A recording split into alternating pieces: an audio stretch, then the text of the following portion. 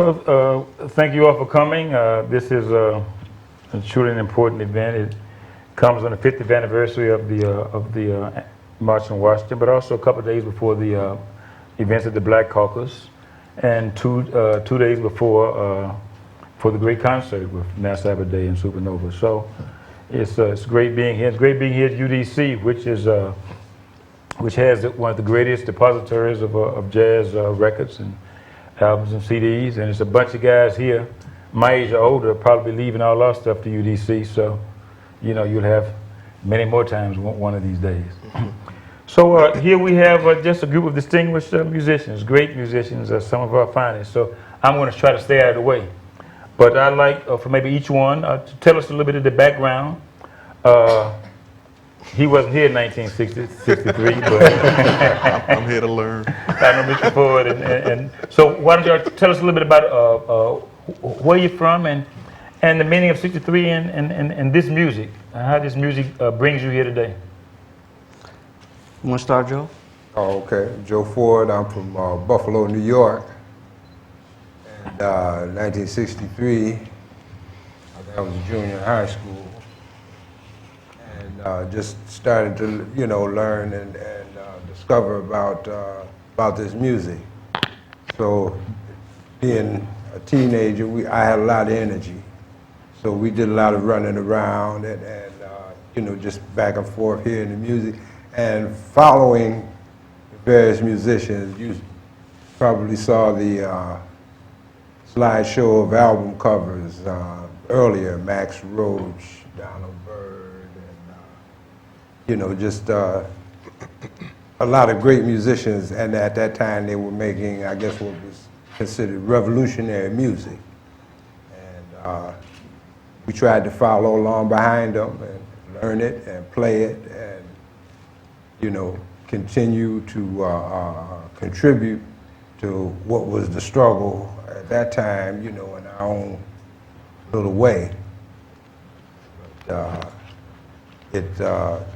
you know, most of the music, a lot of the music that was being presented to people at that time, it had to do with various elements of life in the black community and things that we needed to do, self-determination,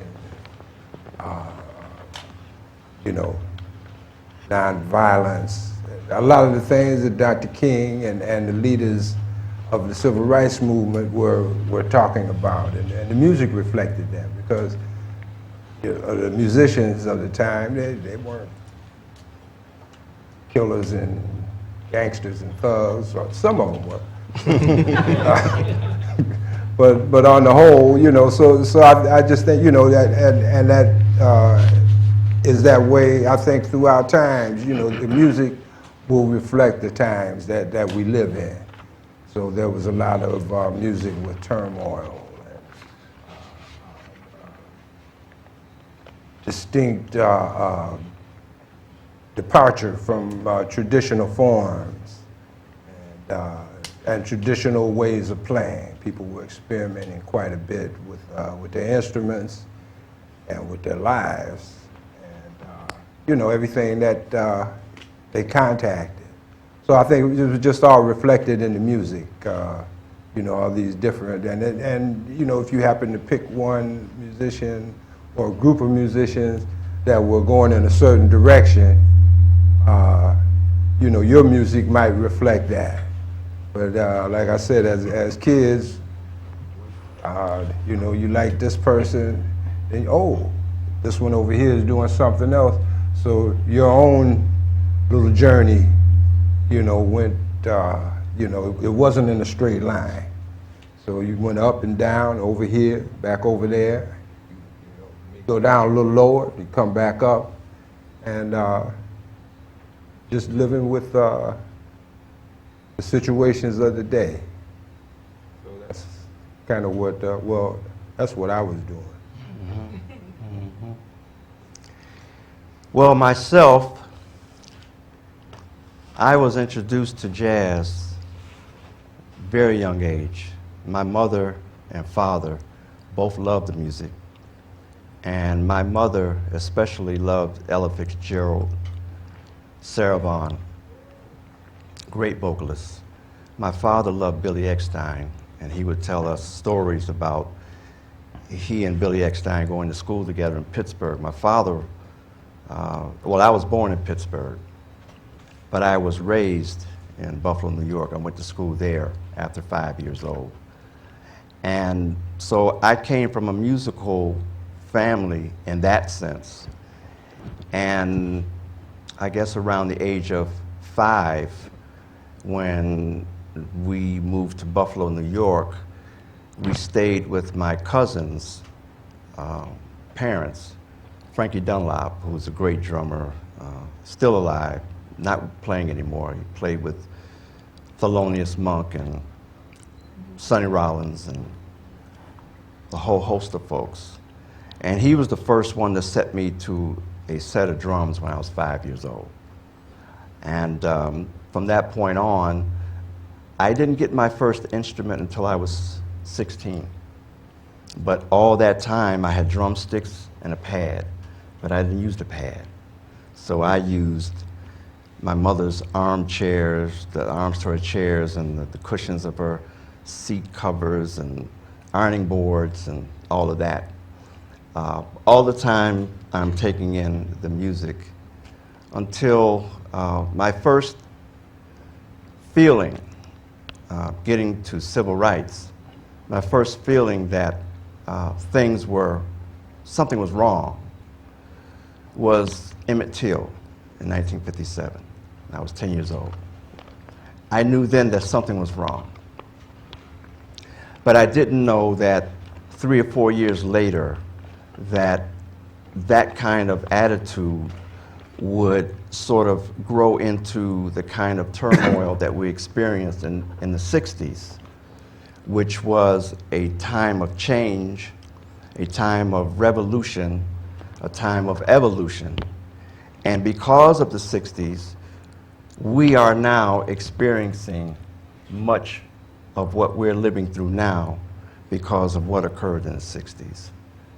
And so I listened to this music and listened to Max Roach, Art Blakey, Elvin Jones, Philly Joe Jones.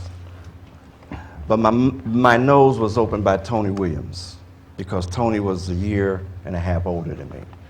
And I saw Tony Williams playing on stage with Miles Davis when he was 17 and I was 16. That was it for me. Mm-hmm. And so I got very serious about this music. Well, of course I wasn't born in '63, but of course I'm one of the ones that's benefiting from the efforts of many people who have fought for rights, civil rights in the 60s and beyond. Of course, people like me wouldn't be able to go to school, so I'm definitely a beneficiary of that. When it comes to jazz, I think more of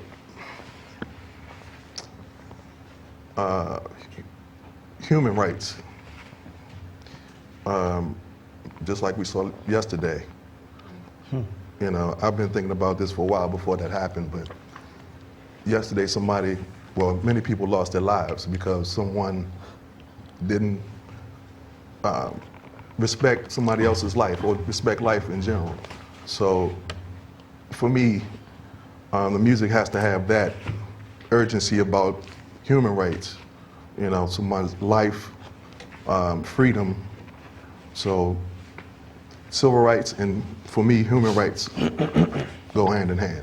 So, but I'm here just to learn from, you know, musicians that have gone through this this era. So that's why I'm here. So, yeah.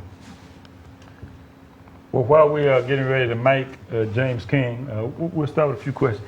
You know, the other day I read this statement and it just struck me. I'd like to see what you all think about it. This is Duke Ellington. He says, "I think a statement of social protest in the theater should be made, or could be made, without saying it." In essence, Duke is saying that, you know, the theater should be able to express its social protest without saying it. And I think that, you know, you can express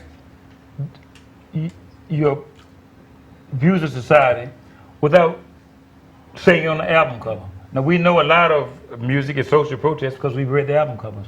If we aren't musicians, we don't know because we don't understand this, the flux of the music. We know about Sonny Rollins and other things like that. We get to that.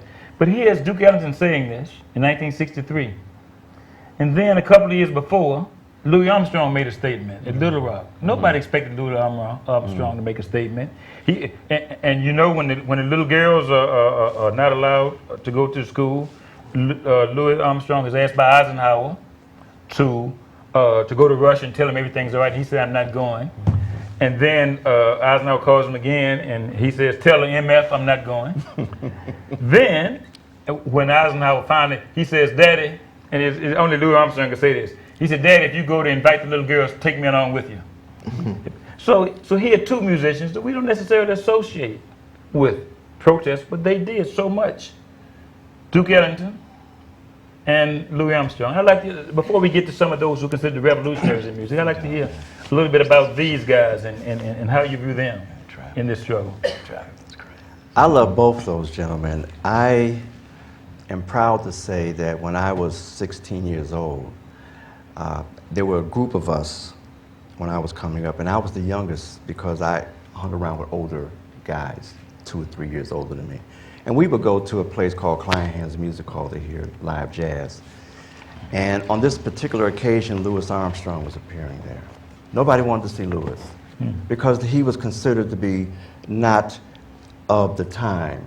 He didn't, he didn't speak to the issues of the folks of my age, my generation. But I love jazz. So I went by myself and listened to Louis and caught Louis. And I'm glad today that I can say that. It was the only time I saw him live, but I'm glad today that I can say that because Louis Armstrong and Duke Ellington represent some of the finest musicians and men that we will ever know who played this music. And it's interesting that they were both born around the same time. And that both of them had music that still is so important that people are still playing it. And they had to endure such injustices over a period of time to play this music and to even be in environments where they were not accepted except only to play the music and provide entertainment. So for them to now take the opportunity to speak out against injustice was a big step for them in that day. And even today, it is a big step for us to speak about injustice through our music. I have a friend of mine who is a pianist, and we play a lot of gigs together.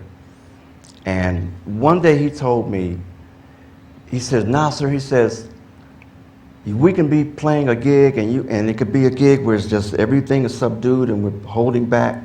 He said, but you will always play something to let people know who you are. I didn't know that. I didn't know that we could do that.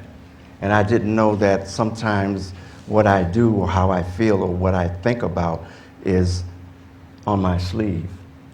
And I'm honored that Duke Ellington and Louis Armstrong would jeopardize their career by stepping out like that and speaking to injustice. Well, I think that between the two of them, Louis and Duke, they were some of our great and early freedom fighters, because just from what they had to go through to play that music, to perform, to earn a living from where they came from,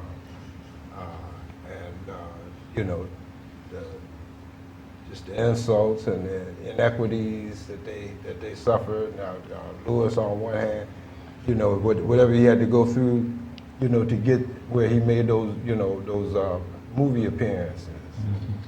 And, know, and some of the, you know, the one of them where they, you know, they had him, you know, they put like an animated jungle body, Right. you know, under his head, you know, while he sang.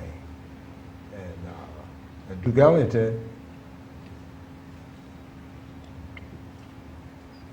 being a composer, I mean, you know, when you look at Black and Brown and Beige Suite, I mean, he wrote music extolling the virtues of black people and the lives of black people.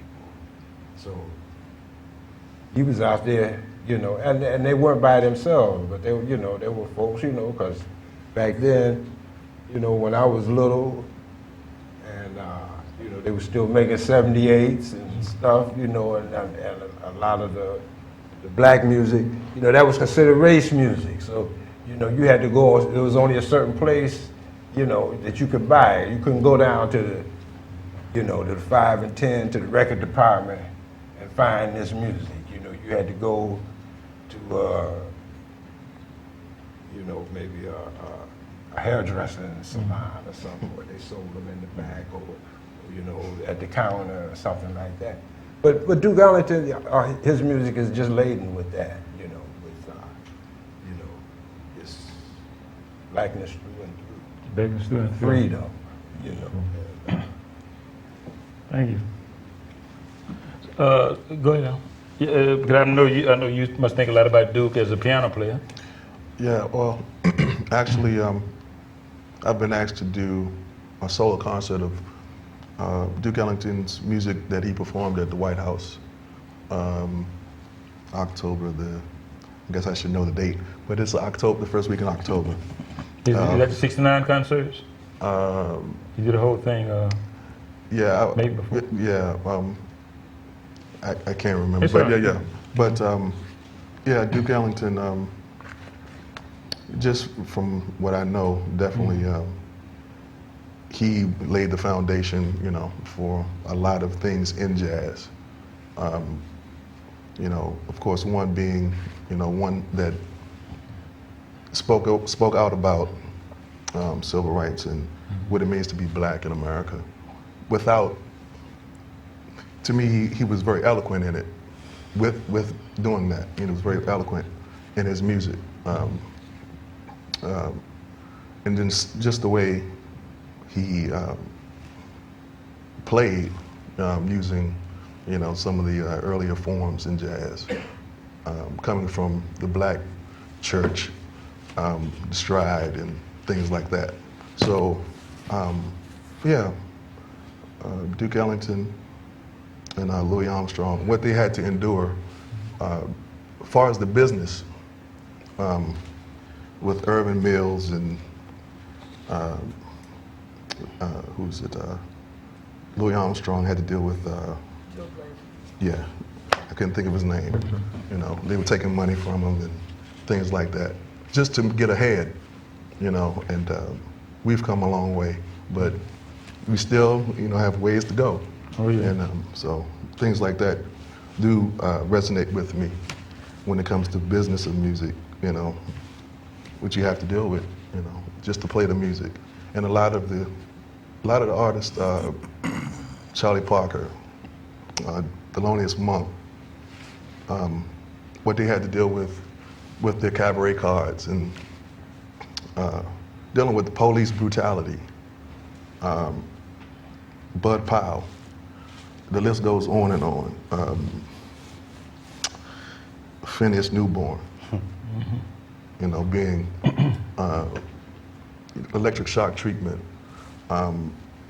just so much what a lot of those musicians had to deal with, and you know, allows me to play this music.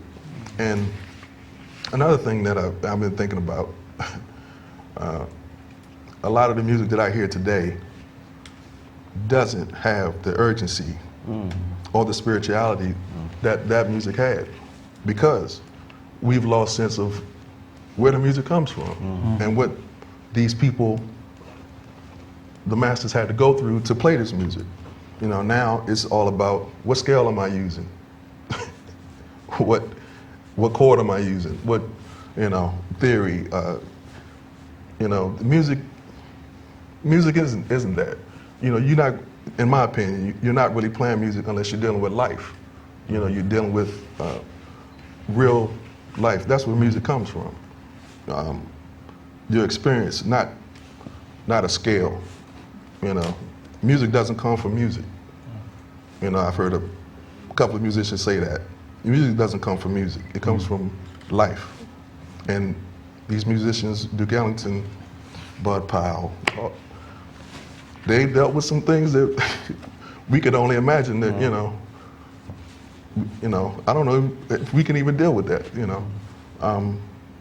we have Trayvon Martin, that situation, the situation yesterday, those are some issues that we need to deal with. And so, to me, jazz should address these things. And again, that's just being human. Well, thank you. Yeah. James King, King James. Yes. We asked everybody to tell us a little bit about where you're from and the meaning of this music to you and your life and your purpose. Okay, well, I want to apologize for just getting here. Traffic was horrendous. But now that I'm here, my name is James King. I'm from Houston, Texas. And some of the things that, when it's walking in the middle of this thing, here you mentioned Duke Ellington and Louis Armstrong. And in light of what we're the topic, but from my understanding of what we're talking about tonight, those guys were major trailblazers as far as this whole issue over this black and white thing, or being a revolutionary or standing up and trying to address certain issues. I would say I'd have to start with Louis Armstrong, simply for the mere fact that Louis Armstrong was born in the Deep South, and with me coming from the South, I can really relate to some of the issues. I could kind of imagine, and probably not be too far off in imagining some of the stuff that he had to go through, because I had to go through some of it. I mean, I'm old enough to have kind of caught the, thank God, the tail end of, the crazy stuff, and I don't really want to put any major blame on people, but when you got a culture that kind of permeates, people are doing things, they have no idea, why you hate me? Why do I hate you? It would just talk to hate and oppress. But guys like Armstrong, those guys were the first, I would have to say, really, well, Armstrong and maybe a couple of other guys, because you had all Armstrong, Ellington, that's all under the banner of entertainment for black artists. And all those guys were having to deal with a whole bunch of issues. You got the Bojangles, and there's some other people even before that, even before vaudeville. When the guys you got black people blackface and doing all that kind of stuff. That was still during that period. But guys like Armstrong, who's really gotten a lot of attention, I think they were trailblazing, and they were doing some beautiful things, because the music that they played, I thought, was really pure. It was probably, closest to the things that the way music was played when the people were brought over here. A lot of people came from Africa. The jazz is very African influenced, and those guys were playing stuff that was, wouldn't say handed down like it would have been in Africa. You're in a village, from my understanding, young musicians who came under the tutelage of the older musicians, and they got a chance to play, and things were passed down that way. And as Africans got here to the United States, they couldn't do certain things like they could do in Africa, so they formed their own kind of music that was still based on all those rhythms and ideas that came from then. So by the time it gets to Louis Armstrong, the music is changing, but they're still playing things that are very closely related to that. And, trying to have to deal with all the other cultural aspects of American life. You can't go here, you can't do this, calling the N-word, and you know, in spite of all that, these guys were still able to make beauty. And it makes me think of a quote, you know, a thing of beauty is a joy forever, forever. And those things that those guys created, they are still thought of as beautiful or recognized as something very, very beautiful, which is kind of profound in a way. And in the way that these guys were able to stand up to certain ideas about them as a group or them as a people, how they comported themselves, how they, in spite of all that, they still carried themselves like men and men of character. I think Armstrong's era may have been a little bit before Duke Ellington, but they were kind of contemporaries. Although Duke came up from on this side, which was a little, things were still, Duke still had to deal with the black-white thing, but it was a little less, I would say, in my opinion, than maybe what Louis Armstrong did. And all those guys were kind of creating things that in my mind were just celebrations of black people and the black life. This is what we know, this is what we're about, you know. It's about love, hate, success, disillusionment, you know, love, loss. So it was just all those things were in the music that these guys created. And as we was talking earlier about Louis Armstrong later on in life standing up and making a stand on the way things were going in America was a really profound thing. You know, I guess after all those years of him having to deal with what he dealt with, it was a time when he could take a stand like that at that particular time, which was he was sticking his neck out, and I think he did have to suffer some kind of recourse from that. The bookings kind of fell off at the time, but I don't think it was as bad as, say, much later when you had Eartha Kitt, who came out and said some things, and she just got blackballed. Right. Zap! It was like the door was just completely closed in her career. She was wiped out.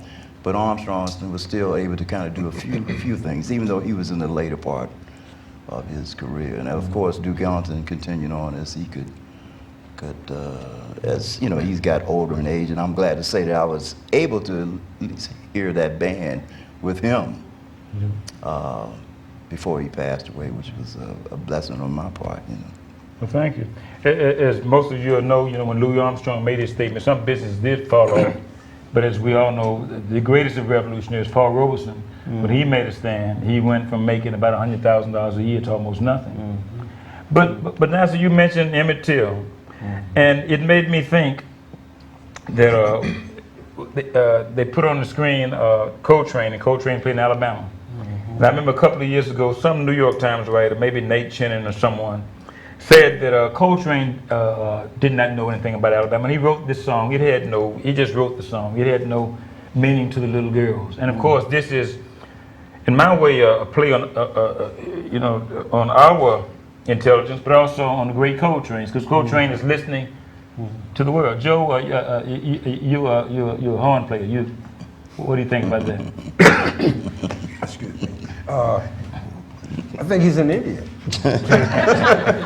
To have, to say he something. may not have been Chennin, but he was one of the New York Times people. Yeah, whoever it was, but I don't know whether it all goes back to a certain sector of journalism and their dislike of Coltrane, because they can't hear it. Like Miles Davis said, that music don't go in my body. So if the music went in Miles's body, then it was relevant. And if John's music just didn't go in their body, or they wouldn't allow it in. But, that's just stupid. Because to say something like that, because there are just hundreds and thousands of examples of people that have written memorial pieces or dedication pieces to someone for some place, and they're not from there, and but the piece is beautiful, it's performed, and it's and it's accepted you know, in the grace that was given, you know, and Alabama was like that. Yeah, John wasn't from Alabama. He was from, what, South Carolina? North Carolina. North Carolina. And then he went to Philly. Went to Philly. So, yeah, he wasn't from there. He wasn't from Alabama. But, you know, especially when that happened, that tragic, horrible event, that affected people everywhere. So that was not the only tribute to Alabama and to those little girls. That was just one of many, you know. And they came from all, they didn't just come from Alabama. It wasn't just, okay, this one's from Mobile, we can listen to this one. You know, no, they came from all over. So to make a statement like that, I mean, you know, people that just, you know, they got this little job and now they're full of themselves. So, well, I can write something that's gonna come out all over the world. Right. So that, you would think that even that would make you take a little more care in what you're saying, you know. No, that's just, he's an idiot. I like to say, during that time, the 60s, you know, there was a lot of writers writing a lot of crazy stuff about all the music. You know, culturally, when people started standing up in the 60s to say, you know, we're tired of this mess, you know, we need to change this. And that goes for black and white, because there were a lot of white people who were saying, this is crazy. You know, it's time for us to stop. And then they tried to take it and put it into the art, and I can remember a lot of guys making statements about, oh, the music is super angry in it. And I'm not necessarily saying it was super angry, but at that particular time, there was a lot of creative movement going on in the 60s. The music was changing. The music was all those answers and all those, I would call them footposts that Armstrong, Duke Ellington, you know, Fats Waller, all the guys before that, Charlie Parker, Bud Powell, all those things that those guys had discovered, because they were standing on the shoulders of Louis Armstrong. We want to get, you know, technical, and, you know, they were listening to all that those guys did, and they kind of moved it on. By the time we got to the 60s, which kind of coincided with a lot of social issues, things were very, you know, it was really moving. It was a lot of movement, and it was just so many things that were different that a lot of writers wanted to kind of lump it all in the same thing. You know, all these guys are angry. Listen at him screaming and, you know, whatever.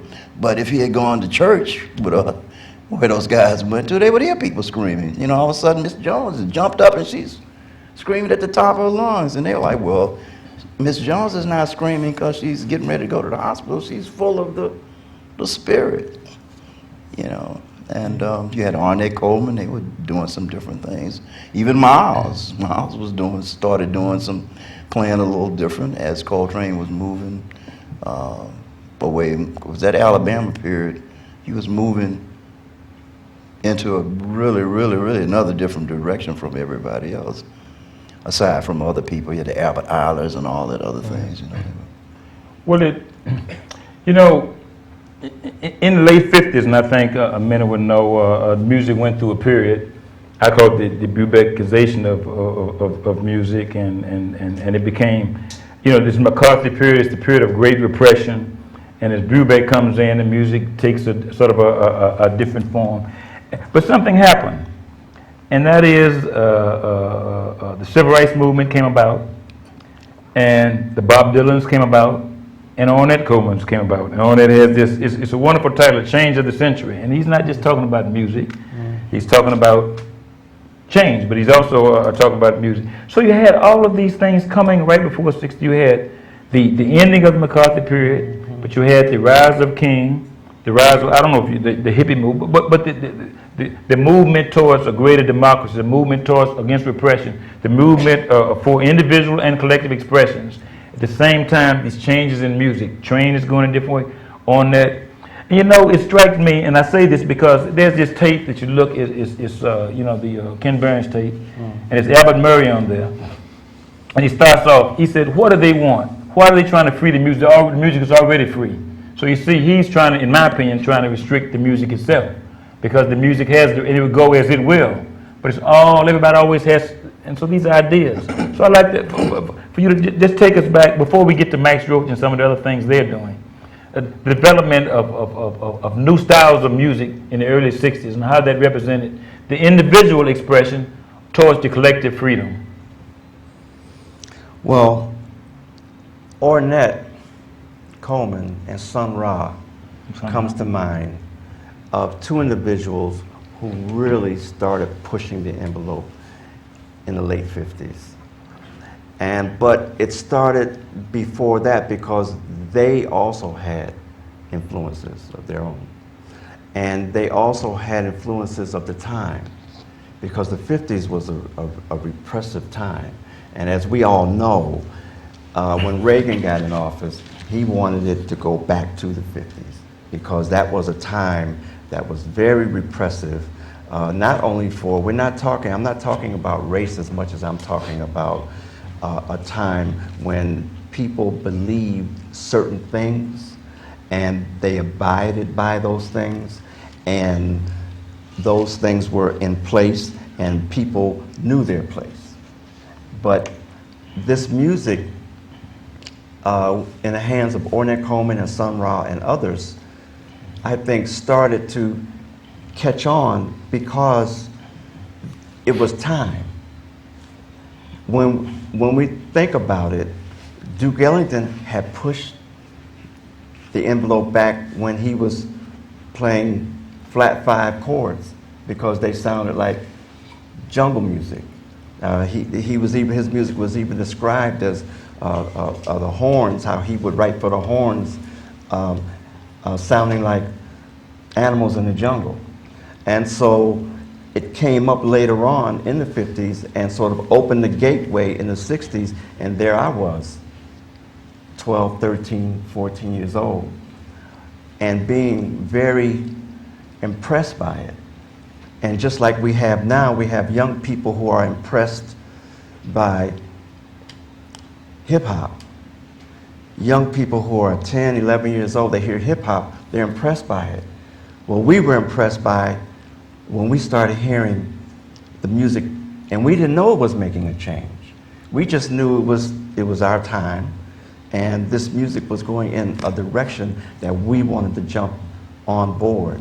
And we started hearing things that we could not articulate on until later on we started to understand that things moved away from bebop, moved away from what they call the standards. The standards in jazz were songs that were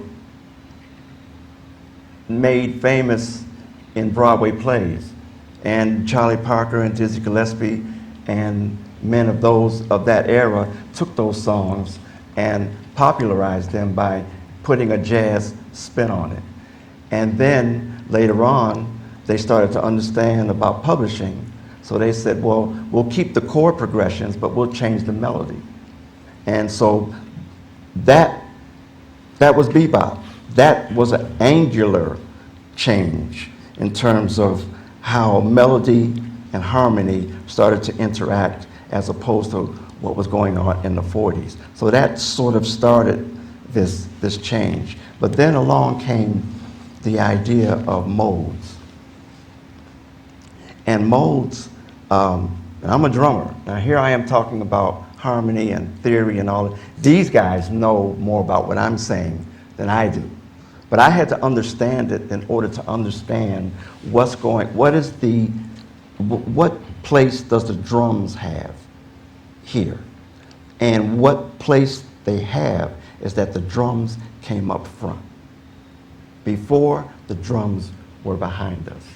And Max helped me to understand that. Max helped me to understand that the drum kit is an instrument that is indigenous to America. That before the drum kit that we know now, that you see me play and other drummers play, that was a one-man band.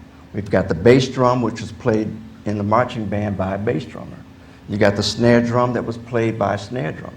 The tom-toms came later on. They were these little drums that were made in China, and they started to add these drums, and those became tom-toms. And so playing the drums back then, in the early part of the last century, when they recorded the drummer was always in the rear, or the drummer was way back so that the drums would not overpower the instrumentalist. Well, it was Max that helped me to understand that when you change, when the band leader gives the drummer the freedom to express him or herself, it changes the music. Every time there was a change in the music, it was because the drums changed. The drums became now to the forefront, and sometimes even conducted and dictated what was to go on in the band. And so that's what I can articulate was one of the major changes. And when you put it together, and you start listening to Louis Armstrong and his drummers, Baby Dodds, that there was always a connection between trumpet and drums. And then later on, that connection became apparent between saxophone and drums with John Coltrane. So if we go back, we look at Baby Dodds, Zutty Singleton.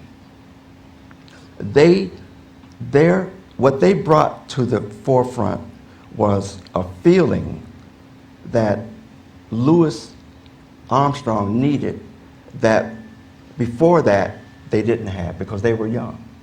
And what we have in the young is that young people are not afraid to try something new. And young people sometimes don't even know what's wrong. And so then you look forward and you see that with the so-called swing era, the big bands, you had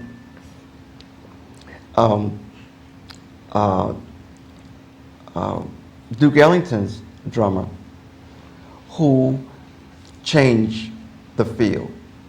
You had Count Basie's drummer who changed the field. And then later on, well, who was Papa Joe. And then later on you had, in bebop, you had Max Roach, and well, before Max Roach was Kenny Clark, who changed the field. Kenny Clark started playing the field on the cymbal instead of on the snare drum and the hi-hat. Then, I'll move forward, John Coltrane and Elvin changed it forever. Because John Coltrane and Elvin Jones were each other's strength. And they would imitate each other with their instruments. And you could hear the music between John and Elvin. And that opened the world for the guys who came after. So if you look back, I see, from my point of view, that what opened up the gate was Ornette allowing his drummers to just create. Ed Blackwell, Billy Higgins, John Coltrane allowing Elvin to invent, and Miles allowing Philly Joe and Tony to invent. And here we are now. Well, thank you. Yeah. Well, we were talking about the 1960s.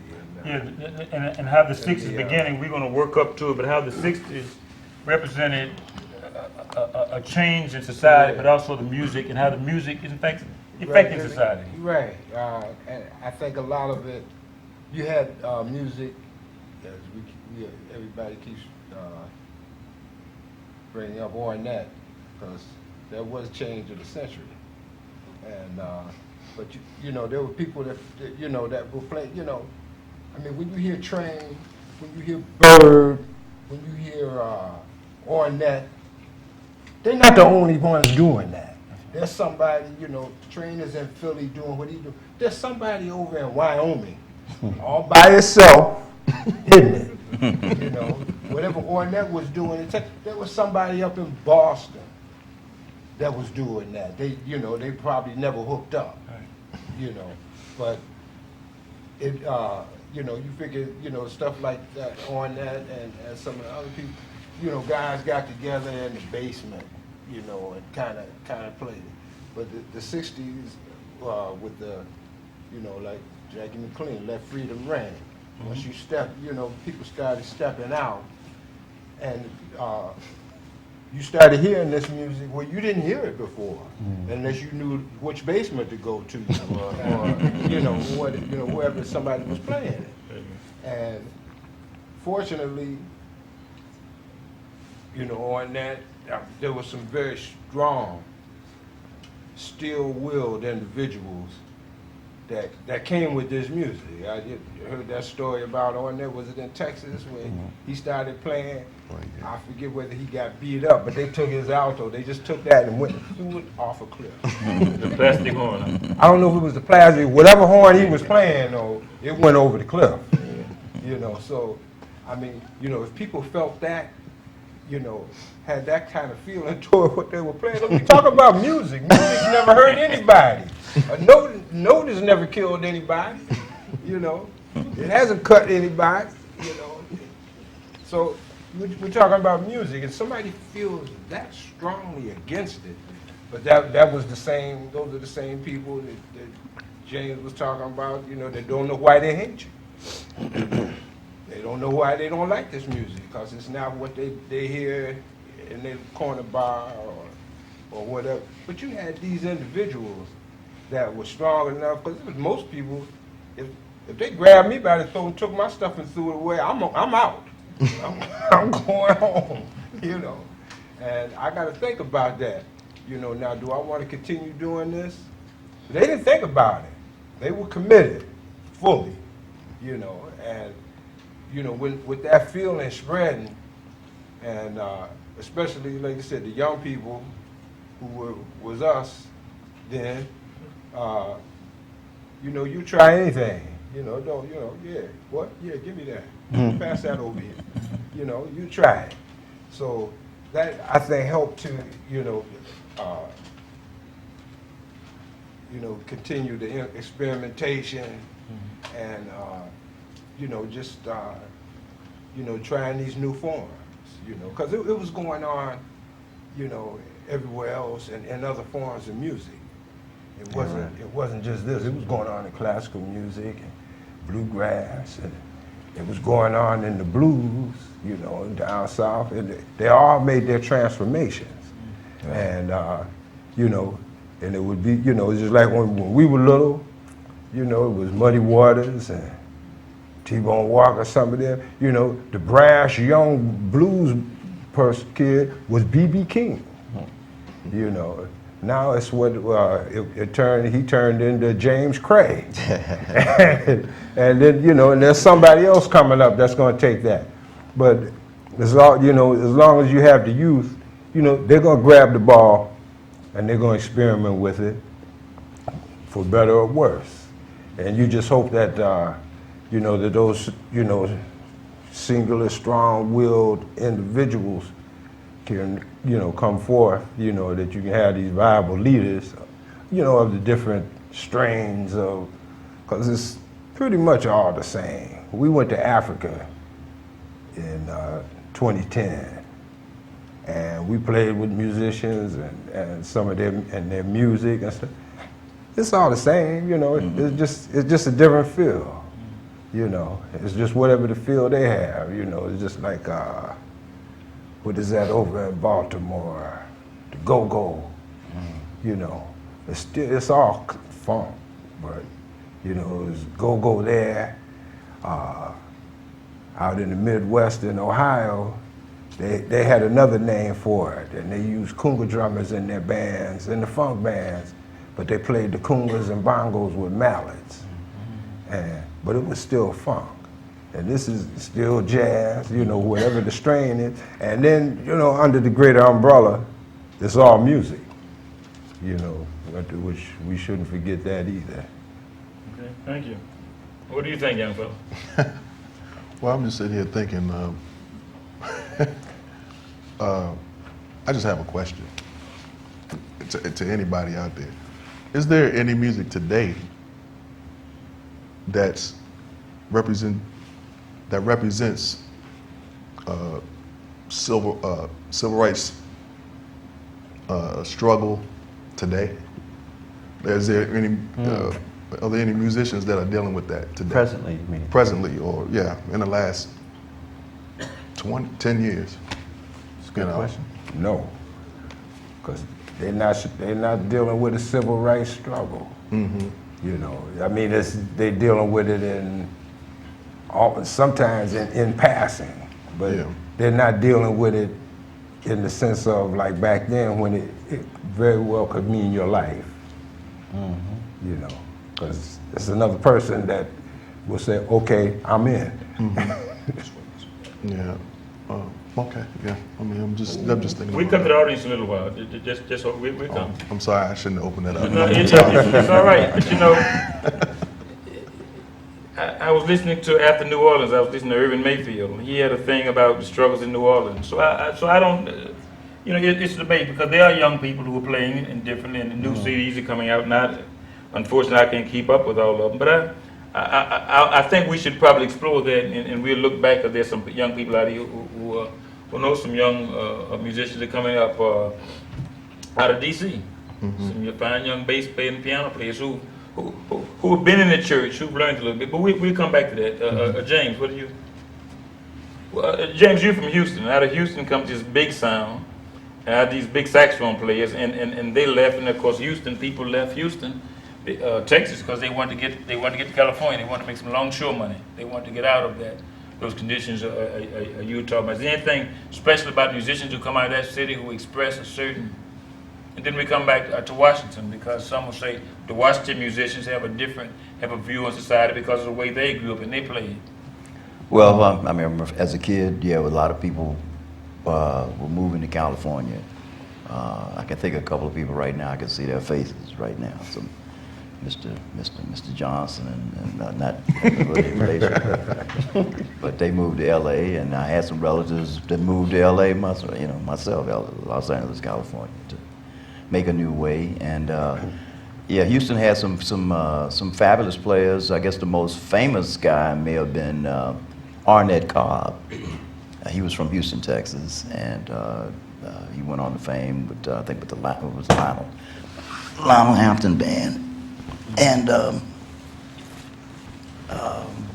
guess it was just kind of like those guys are players from the South, and we were really close to New Orleans. Really, I mean, we were hours away from New Orleans, so it was quite a lot of Louisiana people in Houston, Texas, and Houston was a place that, especially in the heyday when there was a lot of traveling bands, a lot of the bands came through. Matter of fact, I can think of a story. I can't remember if it was you. I was telling a story recently about Bill Harris going to Houston, Texas, and You know Bill Harris? Tell me Bill Harris was a gentleman here in town, guitarist, who at one point had a club on Rhode Island called the Pigfoot. He had been a member of the Clovers. I know there was a group, big time group, I guess comparable to Puffy and those kind of guys. It was a big group. It was a popular group, and they traveled all over the country and all over the world. He was their guitarist. Matter of fact, if you see any footage of the Clovers, and there are some in most jazz circles that you see the Clovers, you'll see a young Bill Harris there. But he was telling me a story about going down south and going to Houston, Texas, and getting slicked. He said, man, those country guys just out-slicked us. They tried to do some little funny stuff. They were trying to do some funny stuff, and they got out-slicked by the Houston guys. But just being down there, they were able to absorb all the things that was coming through town from New York and from other parts of the country, and just kind of assimilated it in their way. And every area, every part of the region of the country, musicians kind of had a different kind of thing. Like the guys from New Orleans, that Poinciana beat, that's New Orleans. That's a New Orleans thing. And then you get to New York, you got a slightly different way. And then Washington, D.C., it's got a little bit of both worlds, the North and the South. So you got a different thing coming out. We had Duke Ellington and the drummer that was with Duke Ellington that left, that went up and played that first gig. What was his name? Sonny Greer. Sonny Greer. Sonny Greer was from Washington, D.C., so they brought their perspective on things up here, which was slightly different from others, but it was all the same. Well, let's look at a couple of groundbreaking recorders in the 60s that had influence, then we'll open up the audience. We have the great Bill Lowe, great trombone player right there, who just joined us. So, he's played with many of the greats. In the 60s, a lot of records come out. Joe, you mentioned "Let Freedom Ring," but I picked up that, and then Sonny Rollins talks about a record that he put out, "Freedom Suite," and I was reading it, the cover again last night, because he put it out in 1958, and they didn't like what he said in the cover. It was about freedom in the liner notes. He was speaking about it, and they would not let the record come out. Didn't come out to 3 or 4 years later, and then Nat Hentoff, I think it was Hentoff, it was Hentoff, who made a statement, of sort of an apologetic statement, that he didn't mean to say this. And of course, we know, as a black person, you know, you come from the South, the first thing you hear, you didn't mean to say that, you meant to say it this way. Yeah. And I'm at Georgetown, a fine university, but I get it. You know, and I'm not the kind of person that you're gonna, but you hear it, and I know what I meant, Mr. Jones. But so we have this, and then Max comes out, and Max does percussion, and then all these things, and Max produces these records, and the South African authorities confiscate them when he writes Mendasti, a percussion bittersweet, or he's writing about Johannesburg, things like that.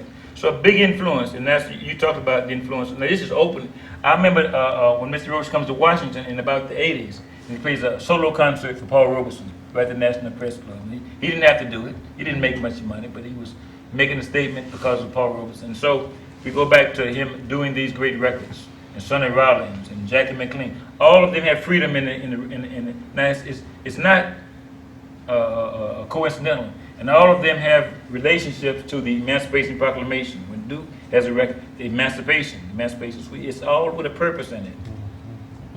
So let's start with Max, and then we'll work on around to piano, and then we'll open up there. Max was prolific, and Max was a scholar, a gentleman and a scholar. And I remember one time Max told me, it always comes to mind when I think about Max. He said to me, he said, "I don't know what black people did to catch the hell that we're catching." And that has stuck with me, because that told me that it was something that was always on his mind. And that's what prompted him to act as the way he did and behave the way he did. He just always wanted to seem to use music to say what he wanted to say. And sometimes he was very, very straightforward about it, and other times you would catch it in the titles. But Max would always play in a way that he was a proud black man. And he always decided to do something that other drummers just were not doing. So we would think about Max as there's Max Roach, and then there's other drummers. Because Max wanted to separate or enhance the notion that drummers are just drummers, that we are also musicians. And we think about harmony, tonality, pitch, melody. And we think about composition, and we think about what we want to say in our compositions that is speaking to the issues of the day and of the time. And Max did that very well. He was also a great lecturer. He had a lot of information that he would share with his audience in a way that if you walked in the door, you thought he was he was a lettered man in terms of a doctorate or something like that, because of the way he presented his information in a way that was very scholarly. And so I appreciate Max for bringing that to the table in terms of what drummers should be thinking about. It was Max that my wife, Bain, who's sitting here in the office, here in this venue, tells me that when I'm relaxing, she tells me that I really look like I'm a part of the seat that I'm sitting in. That I really, and I learned that from Max, because Max said, he said, when you relax, that should be your agenda. Really get into relaxing. When you work, really get into working. When you're touring, look into not just sitting around in your hotel. Find out what's going on in the city where you are. Find out where the museums are, where the art is taking place. Just, you know, so he was one that helped me to understand about being articulate about things. Okay. You know, Joe, and actually I made a mistake. It was Irwin Keepuse, and he said he changed Sonny Rollins' speech from Freedom of Sweet, changed to Shadow Waltz. And his words were, "This is not a piece about Emmett Till. This is not a piece about Little Rock or Harlem or any particular election laws, no more than it is about artistic freedom of jazz." Now, so here's someone who takes what Sonny Rollins is doing and denigrates it. Yeah, and I'm wondering, how does he know that it wasn't? Yeah. You know, I mean, just to take it upon itself, either you that familiar with me that you're going to tell me what my title means, what my music means. You don't know. You didn't do it, so you don't know. I have to apologize. You know, young people are writing music, but they're writing it from their perspective, which is different from the civil rights movement perspective. But it's out there. But now these guys, they were, you know, they all wrote that, you know, like you said, Jackie, Max, Nuke, you know, they all wrote these pieces about freedom, you know. But you have to attain, I think, a certain level of, and they attained it where they were free, you know, so they can make the call, you know, and they were free. And it wasn't the sense of that they were, you know, playing that particular kind of avant-garde music, but they were free within themselves and their instrument, and the way they played their instrument, what they played on their instrument, you know, and how they used it to say whatever they were going to say. And when they, you know, when they reached that level, you know, they're writing music about freedom, because that's freedom. I think it encases all that. Not just do what you want to do, but, you know, your life, you're within yourself. Okay. I'm going to ask James King a question. We come to Allyn Johnson. We come to the artist. King, you're the bass player, and of course the hallmark. One of them is Mingus. And Mingus had a lot of songs. Favors of Fathers. Oh yeah, of course. Haitian Flight Song. Wednesday Night Prayer Meeting. Right. And here he was, and of course Mingus was a composer too. Yes. And Mingus was, you know, hate to get in, but Mingus gave that image of that guy who wasn't going to take for so much, but expressed himself through his music. I'd like for you to talk about this influence on you. Mingus was one of the great players, and he was right out of the tradition of trying to be a great musician, trying to be a better musician, and to be a composer. I mean, you had Duke Ellington and all those guys who were writing music, and Duke was one of his favorite musicians, and he was, you know, trying to keep that tradition alive. And the thing you have to remember is, by the time we get to the 1960s and all those that kind of music, those songs that he was writing about, Rosa Parks had already got at the front of the bus. That just blew things wide open, and from that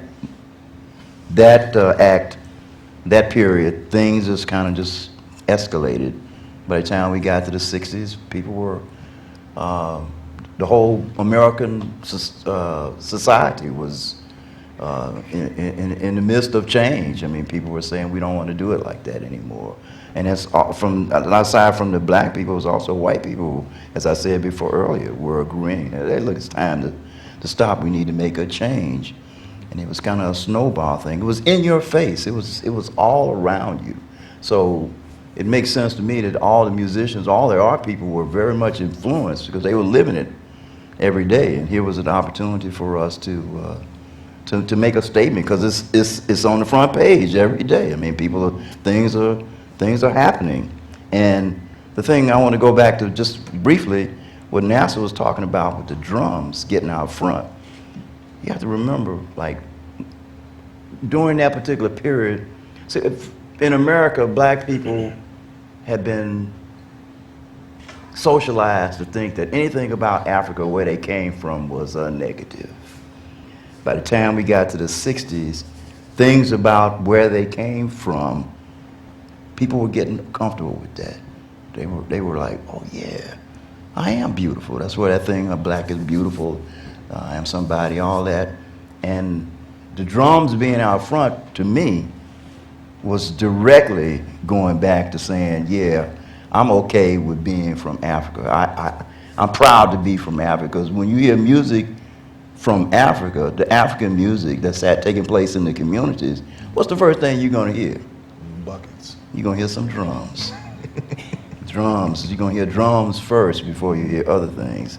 And then all those sounds that Arnett Train and some of the other people were making, which were kind of different from, say, a sonata piece or a bebop piece, they were making sounds that sounded like what you would hear that music, with those guys be playing those drums, and then they have these other little whistles and whatever, you know, they just be making sounds, you know, they play sounds that sounded like in the jungle, like animals and stuff, you know, those sounds, I would say, that particular kind of concept was, in the 60s, began to proliferate even more. You know, it was okay to hear those sounds and that also the 60s was a time when people were investigating music from Africa, from all over Africa. You had people from West Africa, you had people from East Africa, you had people from South Africa, people from North Africa. All those sounds, people were checking those musics out, and that was also brought into the creative realm of the music that guys are playing. Now, to get back to Mingus and his songs, Fables of Fathers, those were current events that were going on, and he just had an opportunity to make statements about that. And you create music and give it titles and stuff. You can kind of like bring attention into some small way. Because I mean, I know everybody in America didn't buy Mingus's records, but the few people that did were able to oh, this is what this is about, and maybe, you know, they move around and they can bring these, people can start talking and trying to, because somebody talked about it, because things have changed now. We're not at that same level of oppression that was going on in the 50s and the 60s that we are. American society has kind of changed up, it's loosened up a little bit more. Okay. And Allyn, before we open up, you know, Washington, D.C. has a lot of piano players who express their ideas for freedom. I can just think of a few, and people like Rusty and others will know more, but I can think of John Mellencamp, Reuben Brown, Shirley Horn. And I think of a Billy Taylor song, I wish I knew how it feels to be free. And you think of that, and here's a man who expressed his ways on the international stage, who did it differently, but no less importantly. Well, yeah, it's a heavy host of pianists.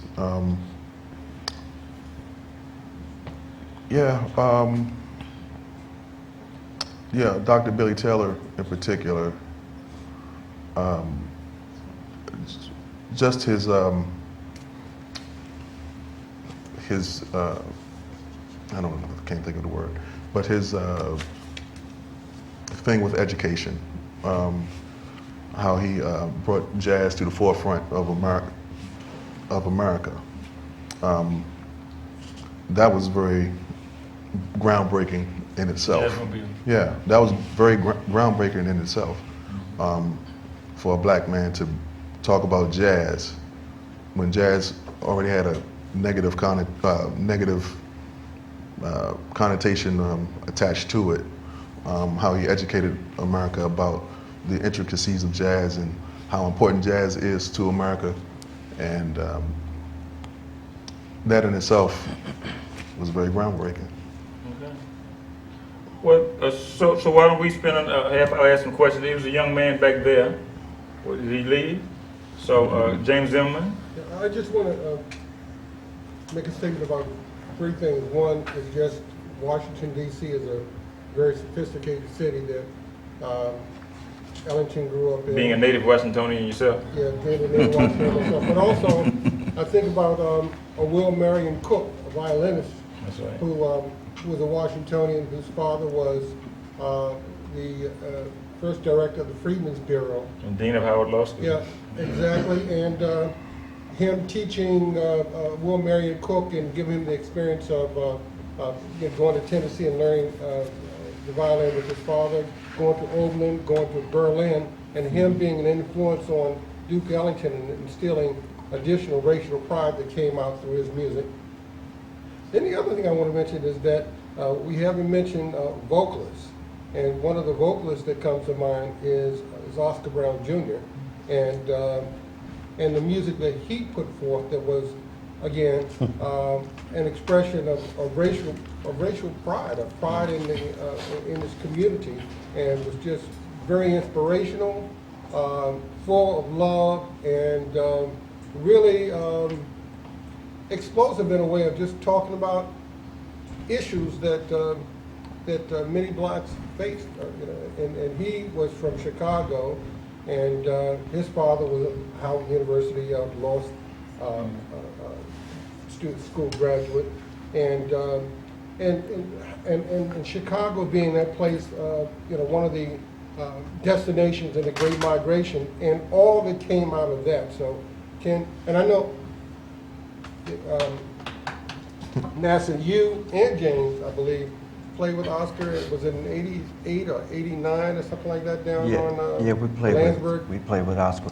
I always like to say, and I remember one time, Jay Clayton, the vocalist, Jay Clayton, who lives in New York, right? One time I was making a presentation, and she was there this was in Baltimore at Johns Hopkins. I was making a presentation, and she was there with her students. And one of her students asked about what was the first instrument of origin. And I made mention that the first instrument is the one that God gave us, which is the voice. And then, but the invention, the first invented instrument is the drum. And the drum has a voice also. And afterwards, she gave me a lot of accolades because I included the vocalist, but I also said that the vocalist has the first instrument, which is true. And one reason why we have this exchange going on between instruments and vocal, because we're always trying to imitate each other. Always. And it goes back and forth. Yes. Yes. Yeah, two quick stories about Max Roach and the Freedom Now Suite. I was about 15 or 16 when the record came out, the one with the sit-in on the cover. And flipping the dial around that time, I came across a forum that had Max Roach, Abbey Lincoln, and Charles Mingus, along with, I think Dan Hentoff was part of it. He would produce We Insist for Candid. And I'm pretty sure it was Ira Gibb, who was stating that he was being pompous about mixing art and politics. And what always stuck with me, he said, you're denigrating the art form, and what really stuck with me ever since then was that Max, Abbey, and Charles all said, this is not politics, this is our experience, this is our lives, and this is what we're expressing through our music. And my adolescent mind, I said, they got it. Another guy, coming from. But years later, when I talked with Max, he was still bitter about the reaction that people like Ira Gibbler had in terms of the impact that it had on his ability to make a living.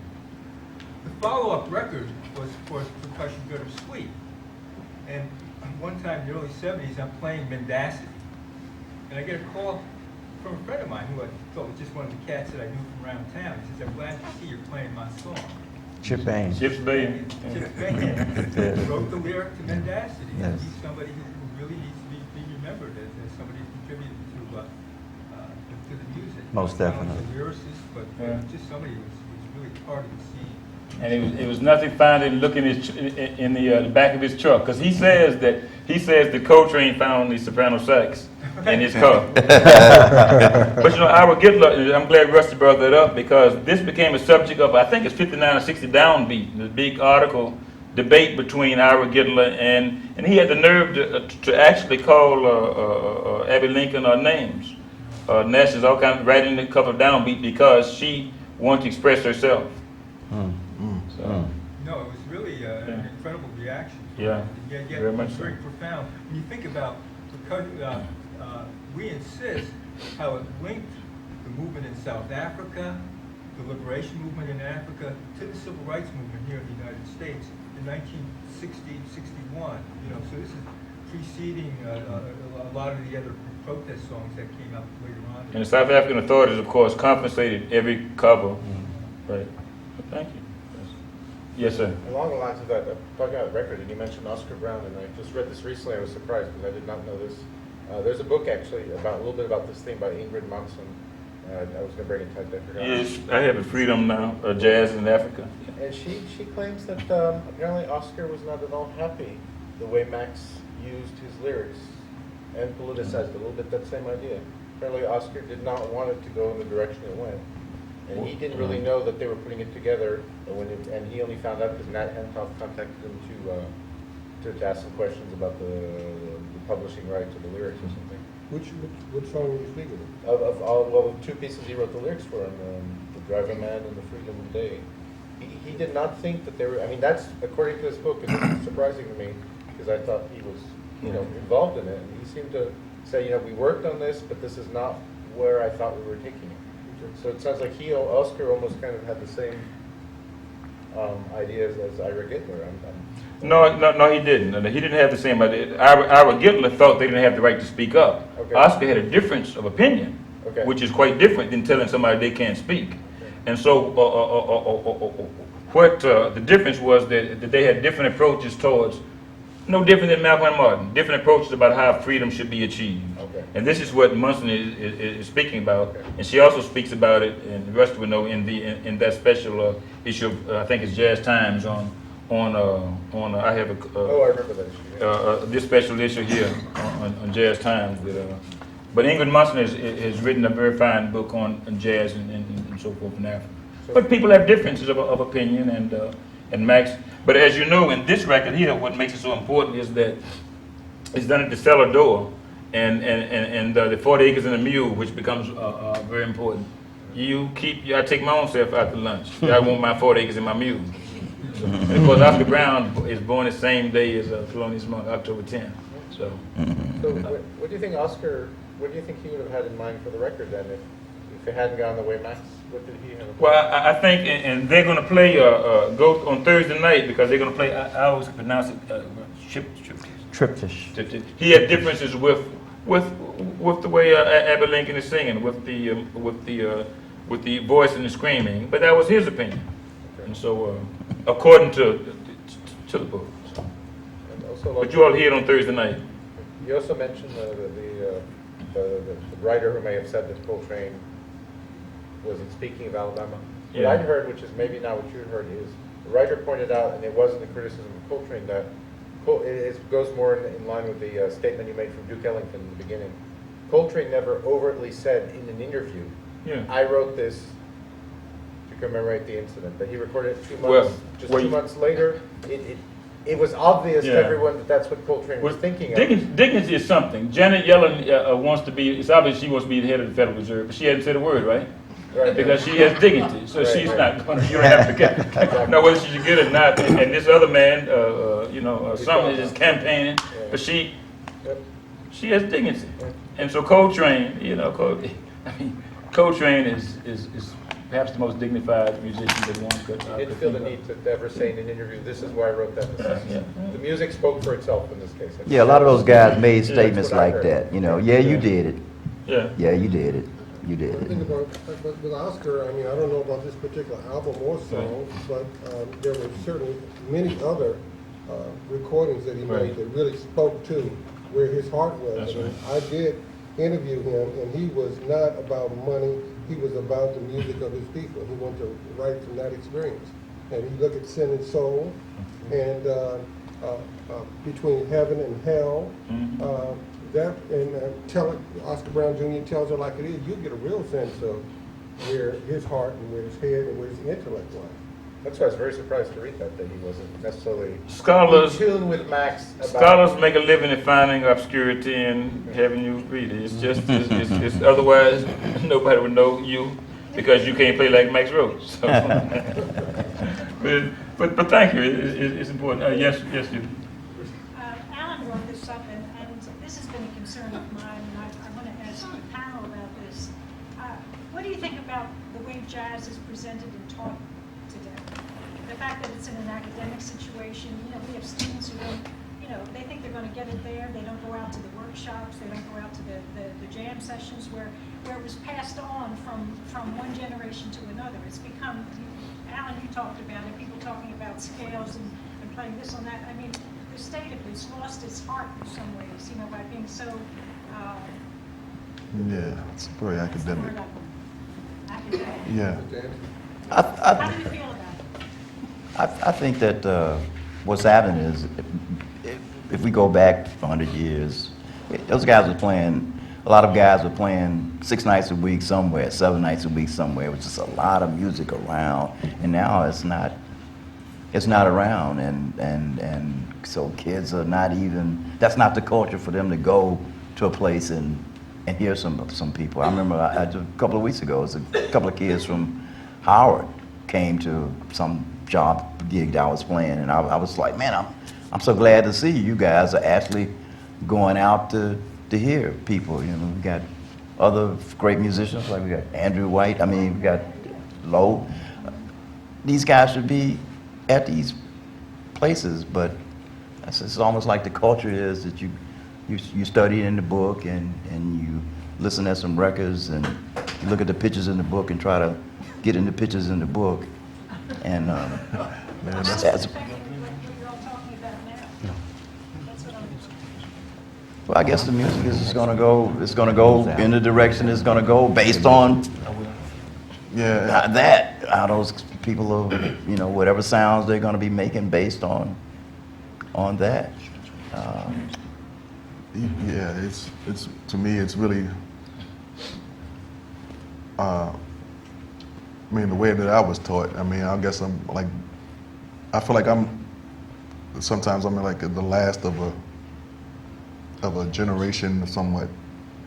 You know, Calvin Jones, that's the only teacher I had as far as jazz. So that's the only person I can talk about and the way he taught me. So the way I learned it was, okay, here you go. Play it, hear it. It wasn't, I'm playing this scale. It wasn't like, I'm playing this mode. No. Hear it, and then you figure it out later. You know. I had a student, and I told him, Cedar Walton's in town. He's playing at Bohemian Caverns. You need to go see him. Do not take your wife. Go see Cedar Walton. Introduce yourself. Sit at the piano. Be quiet. Listen. He did not go see Cedar Walton. And, of course, we just lost Cedar Walton. And that just killed, I mean, that hurt me even more when he passed away. Like, how in the world are these people expect to learn the music? He's a direct link to the music. He is the music. That's right. You're not going to learn his music out of the book. Okay, that's a supplement. Okay, that's great. Yeah, please go buy Andrew White's Coltrane solos. Do that. That's not the only way you learn his music. If he show up at his He has a gig next week. Yes, he has a gig next week. Every saxophone player in the world should be there. That's how you learn the music. And Andrew White is playing with Nasar Abadey next week. No, Nasar's playing with Andrew I'm White. sorry, forgive me, I'm sorry. And there's nobody who knows more about Coltrane That's than, right. of course, You the go great see, Andrew White, go listen so. to Andrew White.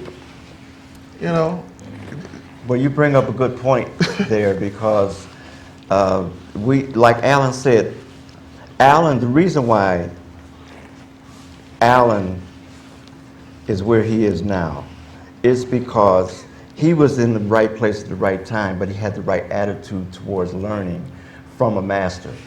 And he learned from someone who learned like all of us learn, 6 nights a week, forever. You play these gigs, you meet different people, you get ideas, you sit out after hour joints. I mean, in New York, it used to go from 10 to 4 in the morning. Well, 4 o'clock in the morning is when the after hours joints open up at 3. So when you get there, you're hanging out, and when you come out, the place is, the sun is up. That's how they took that great picture in Harlem. Those guys were, the reason why they were up that early in the morning, because they were at an after hour joint. So, you know, the music, the way we learned it from the street. We learned it from each other. And that's how Calvin learned it, and that's how he passed it on to Allyn. The way things are now, young people don't want to go outside of the confines of the 4 walls of the university to really get into the real world to find out what's going on in the real world. The professors are saying, get out, hear the music, experience the music. I tell my students from Peabody, get in the car, whoever drives, come down to DC, 4 or 5 of you guys, check out what's going on the scene here in DC, and make sure that the one that drives doesn't drink. But the bottom line is they don't all do it. And it suffers because they think they're going to get it from the book. And it is not in the book. You're going to get more information from, I can't tell you how many great drummers I have sat at their feet to get the information. And I'm still doing so. I sit at their feet. There's only a few around. And if any of you know me, then you also know how I sat at the feet of Roy Haynes. I sat at the feet of Billy Higgins, Ed Blackwell. I sat at the feet of Allyn Johnson. I want to know who these people are. What are they thinking? What causes, you know, I found out there's something Allyn played that's a great thing that everybody plays now was a mistake. He played it because John Coltrane tried to get him to play something that he heard, and in the process, Allyn stumbled upon this thing that he played. It's called a flam. But he flams, a flam is like, it's not, or it's, sounds like 2 drummers. Well, Allyn plays the flam between the cymbal and the snare. You get a sound that you've never heard before. But he found that when he listened back to playback, he heard it, he said, oh. And it became a thing that he does, or did, and now all of us do it. It was just something he stumbled upon. So how would I find that out if I didn't sit at his feet and ask him the question? Where did that come from? What caused you to play that? What started you playing that? Yes, ma'am. Yes, I want to follow up a little bit on Judith's question and ask a question about culture, because it sounds like you're talking about not only learning the music in terms of the rudiments of the art form, but also the cultural nuances of the communities that it came out of, the people's expression. And with a lot that's being done today, people are kind of separating black culture from jazz because it's everybody's music and it's very inclusive. But there is a cultural rudiment, which is what, you know, we talked about the civil rights movement. Jazz has been part of civil rights throughout the history of the African diaspora and blacks in America, and the integration of different cultures that brought together jazz. So where in the teaching, whether it's in the university or the bandstand and out in the community or in your classrooms, is that cultural component being brought in? Well, I have a student here today right back there. He can tell you. I teach the little bit of music that I know. But then I'll ask, okay, what does this music solve in the community? How can you, what does jazz solve in the community? Is it just entertainment? Why do you love this music? Or why do you play this music? I ask questions like that because those questions need to be asked because a lot of students get the wrong impression about seeing a musician on stage. All they see is, oh, it's cool, but they don't see the struggle of practicing and being diligent about something, So I ask questions about, and we talk about the history, and we talk about current events. We definitely go off from music. So it's just not about music, but it's about current events and how what we do can solve problems or things like that. So. Anyone else? Oh, go ahead, James, and then my friend. I think one of the things I want to say about that, and Nasar spoke to it, that he learned at the feet of all the great drummers. Well, this is a part of the cultural process. I had the pleasure of knowing James Moody, and James Moody saying that he didn't read music at first, and he learned from Dizzy Gillespie. He would ask Dizzy, well, how do you do this? And Dizzy would show him. And he would ask that a couple of times, and then he said, no, you got to go work on it. But this is the nature of how this music was passed down from many people. I mean, you have to have a relationship, and you have to spend some time with people, and you just can't get it from the paper. I mean, Calvin Jones would say, take it off of the paper, take it off of the paper, and then just a little story I read about John Coltrane working with Thelonious Monk. Monk would not let him read the music. He had to spend weeks with him before and get that music under his hands before he would even show him the music. So it's more than the notes on the paper. It's much more than that. It is. It's about relationship. Can I say one more thing? I tried to study with a Russian classical teacher. I tried. I honestly did.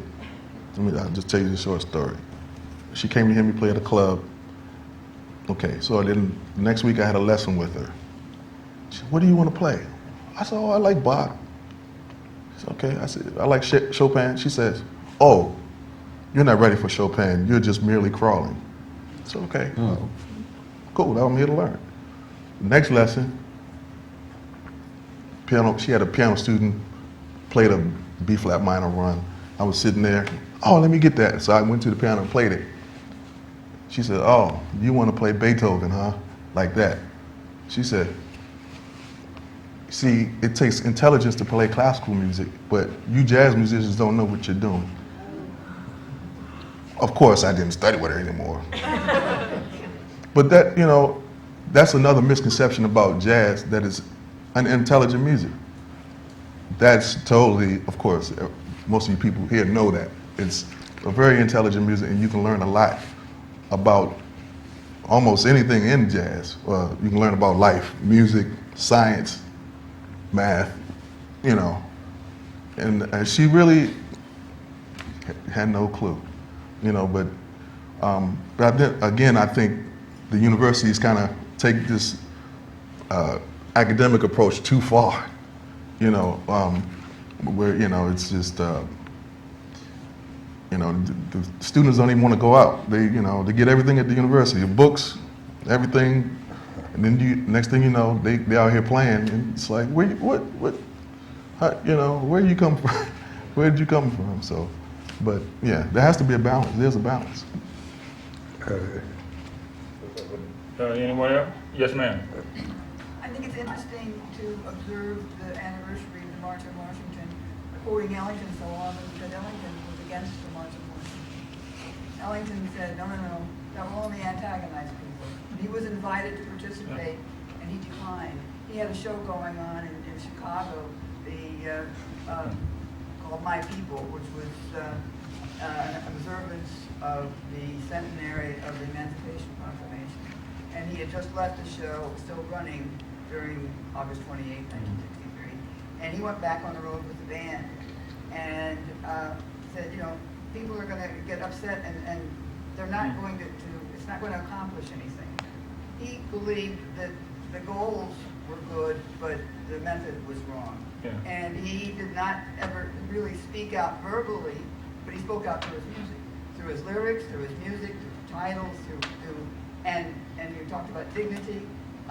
He felt that showing an example of being dignified was the way to impress the rest of the world that we should not, that they should not be discriminated against.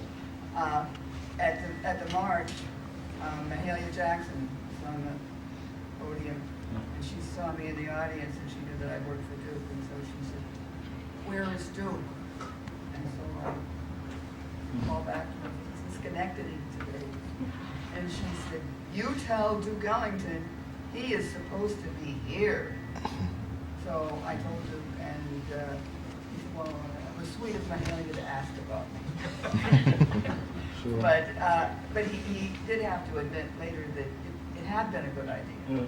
And then he wrote, "And King fought the Battle of Alabama," and introduced it at Newport, but he never actually spoke out like Louis Armstrong did, like Eartha Kitt did, not because he thought it would hurt his income, but because he thought it would antagonize the enemy, and the enemy needs to be conquered, not antagonized. So it's fun to hear him be brought up as a great example on the anniversary of the march that he was against.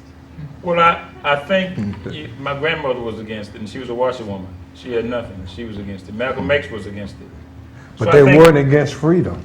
They wasn't against freedom. So, and Duke wasn't against freedom. And if you go back to what he did in 1940s with Black Band, I understand that. If you look at what he did with Black Band and Beige, but the point is that if you go to American music, you almost have to jazz. Almost with anything, it's wise to start with Duke, and it's wiser to start with Louis Armstrong. Well, But I understand even your before point. Black Band and Beige, there was the show in Los Angeles, Exactly. Shout for Joy, which he called his civil rights musical. That's right. And My People was a civil rights musical. That's right. And the theme of his second concert of sacred music, which was in the 60s, That's right. was freedom.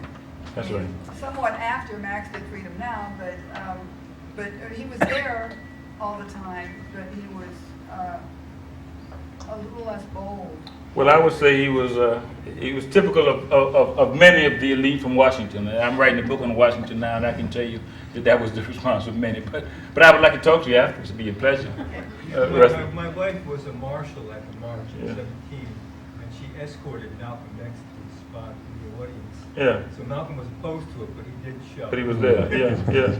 But at that time, you know, that was a turbulent time, and to me, as being a young person listening to the older people, you know, there's a lot of different generations were really in turmoil among themselves about what stand to take. Should we be overt? Should we be covert? You know, it was quite a thing to see all these people wrestling with what kind of stand to take in the light of what was going on. You know. And this is wonderful to have all these. So, any other questions? Well, look, on Thursday night, Nasar Abadey, James King, Mr. Ford, Mr. Johnson, all come together in a concert. On what day? Thursday. Thursday. And Thursday. then the great Andrew White and Nasar Abadey On the 24th at Blues Alley. and 24th, and then James Zimmerman and Cloudburst on Wesley Church on Saturday. So hear some vocally. So great music all over. And don't forget the Congressional Black Caucus this Thursday evening After our concert. Yeah. Yeah. You can do both, in case anyone thinks they can't, because someone told me that last year at the same time, it was the same Free concert. concert. So I've always told my students, I don't teach music, I teach history. I always said it's really no reason to be stupid in D.C. because you can go to so it's no reason to be musically unintelligent because there are places to go. Thank you. Thank you. So for thank saying you. I wanna, that's okay. I wanna thank Judith Corey Thank you so much.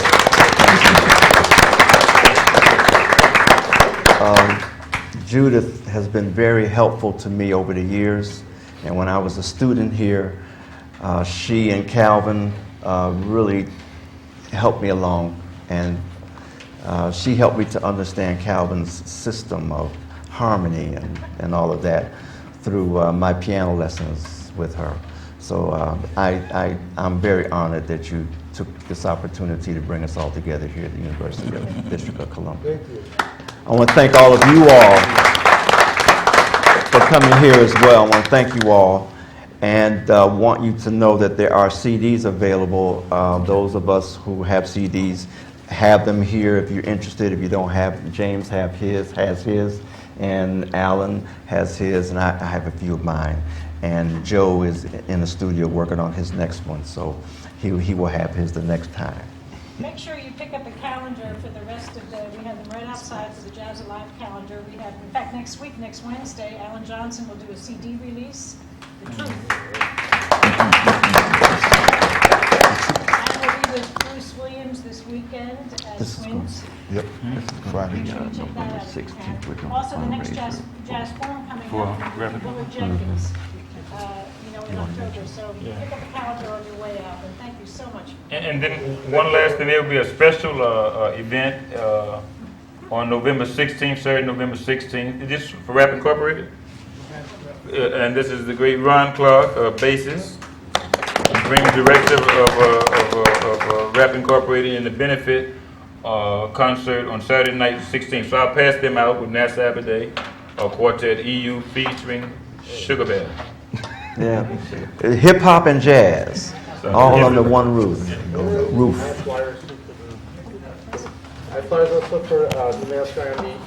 I'm calling it the Washington Baltimore Wayne Shorter 80th birthday celebration. It's been an informal celebration around town of Wayne Shorter's music, celebrated his 80th birthday, and I think almost everyone on stage has been part of it so far. It's great. Nasar and I guess everyone has been here because the gig at the Hamilton. Right. And Allyn did back-to-back 3 weeks ago. That was pretty amazing. Yeah. 2 concerts in a row. And more things coming up. Wayne Shorter's in town next week, and then there's more things coming up, and still getting more concerts together. So if you want to flyers or sign up for the mailing list, come see me. Okay, thank you all. Yeah, I couldn't. Oops.